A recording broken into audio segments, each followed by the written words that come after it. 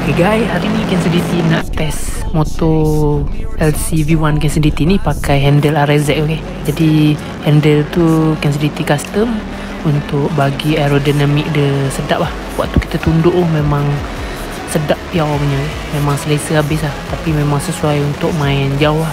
Jadi KNCDT akan tapau semua motor atas highway untuk test mesin CDT ni. Okay, jadi KNCDT akan potong semua motor atas highway. Jadi untuk motor KNCDT ni memang KNCDT suka long distance.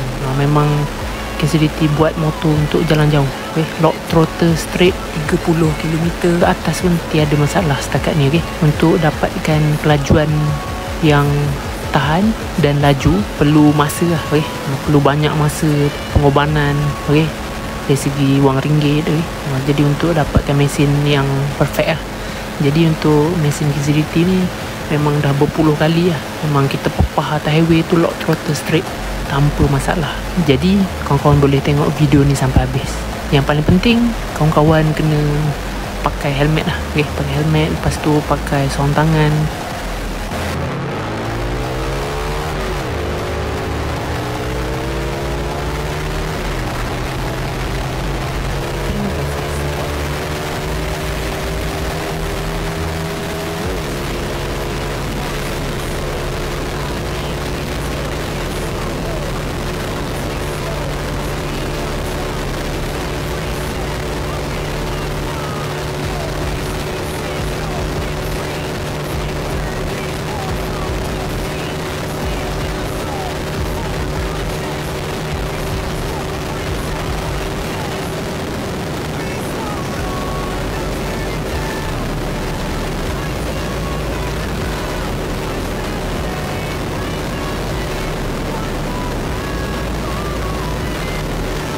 Okay guys, ini adalah CDI Cozy siap mapping. Dah ada timing kuda, letup exhaust berapi. Jadi yang ni dapat sekali stiker sementara stok masih ada. Dapat CD kecil untuk install aplikasi.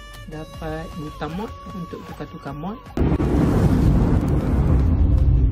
Dan dapat juga wire USB, okay, untuk mapping. Jadi untuk CDI yang kawan-kawan beli ni tak perlu mapping lah. Sampai rumah boleh pasang terus pada motor kawan-kawan. Jadi ni order daripada Tuan Amjad 2406, nombor akhir telefon owner sebagai rujukan. Dia order untuk PNP Legenda 110. Jadi jom kita tengok mapping owner. Mod 1 mod highway. Mod 2 timing kuda bunyi seketul-seketul. Mod 3 letup api low. Mod 4 sebu helikopter. Mod 5 backfire. Mod 6 timing kuda boleh bawa jalan. Mod 7 letup api power. Mod 8 mod race main dekat dan mod daily. Okay, jadi kita nak keluar off kan, tekan pangkah, tekan yes. Okay, jadi data dah tersimpan dengan baik dalam chip CDI.